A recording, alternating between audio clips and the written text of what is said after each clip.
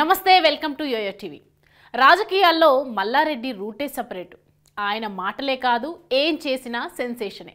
Social మీడియాలో viral కావాల్సిందే. ప్రస్తుతం దుబాయ్ టూర్లో ఉన్న మల్లారెడ్డి హైదరాబాద్ తిరిగి వచ్చాక మరో సంచలన ప్రకటన చేయనున్నట్లు గుసగుసలు వినిపిస్తున్నాయి.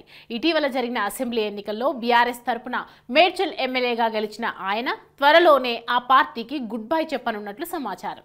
రాజకీయ భవిష్యత్తుతో పాటు వ్యక్తిగత కారణాలతో మల్లారెడ్డి కాంగ్రెస్ గూటికి చేరాలని నిర్ణయించుకున్నట్లు జోరుగా ప్రచారం సాగుతోంది. నిజానికి బీఆర్ఎస్ అధికారం కోల్పోయిన నాటి నుంచే మల్లారెడ్డి రూటు మారింది. అసెంబ్లీ ఎన్నికల ఫలితాలు వెలువడిన అనంతరం బీఆర్ఎస్ వర్కింగ్ ప్రెసిడెంట్ కేటీఆర్ నిర్వహించిన సమావేశానికి మల్లారెడ్డి డుమ్మా కొట్టారు. మల్కాజ్గిరి లోక్సభ బీఆర్ఎస్ సన్నాహక సమావేశానికి సైతం ఆయన హాజరు కాలేదు. ముందే సమాచారం ఇచ్చినా హాజరు కాకపోవడంపై కేటీఆర్ తీవ్ర అసహనం వ్యక్తం చేశారు.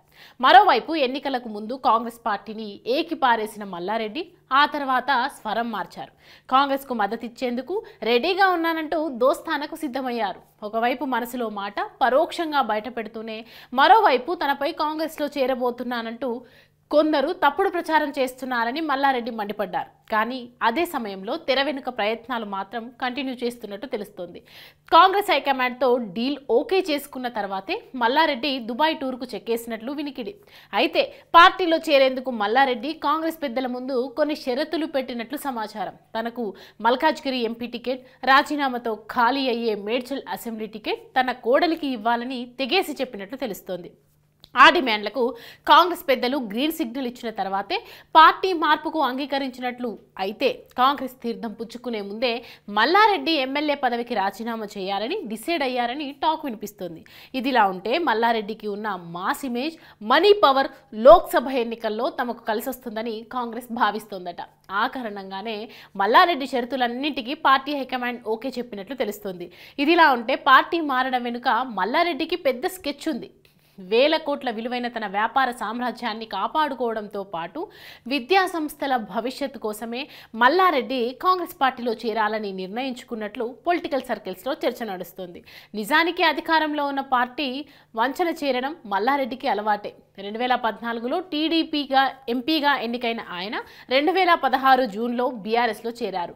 2018 అసెంబ్లీ ఎన్నికల్లో మేడ్చల్ నియోజకవర్గం నుంచి పోటీ చేసి ఎమ్మెల్యేగా గెలిచారు. 2019లో కేసీఆర్ కేబినెట్లో మంత్రిగా బాధ్యతలు చేపట్టారు. అయితే బీఆర్ఎస్కు పార్టీ ఫండ్ రూపంలో భారీ మొత్తం కట్టబెట్టి ఆయన మంత్రి పదవి కొనుక్కున్నారని అప్పట్లో ఆరోపణలు కూడా వచ్చాయి. వాస్తవానికి అసెంబ్లీ ఎన్నికల ఫలితాలు వెలువడిన వెంటనే కాంగ్రెస్లో చేరాలని మల్లారెడ్డి భావించారు. అయితే గతంలో కాంగ్రెస్ పార్టీపై టీపీసీసీ చీఫ్ రేవంత్ పై తాను చేసిన వ్యాఖ్యల కారణంగా అవకాశం ఇవ్వకపోవచ్చన్న అనుమానంతో ఆగిపోయారట.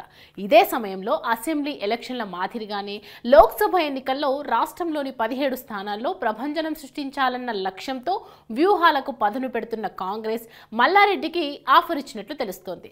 కాంగ్రెస్ నుంచి ప్రపోజల్ వచ్చిన వెంటనే మల్లారెడ్డి మరో ఆలోచన లేకుండా పార్టీ మార్పుకు సిద్ధమయ్యారని సమాచారం. బీఆర్ఎస్ ప్రతిపక్ష పాత్రకు పరిమితం అవ్వడంతో ఆ పార్టీలో కొనసాగితే వచ్చే ఫాయిదా ఏమీ ఉండదన్న విషయాన్ని మల్లారెడ్డి తన అనుచరుల వద్ద ప్రస్తావించినట్టు తెలుస్తోంది.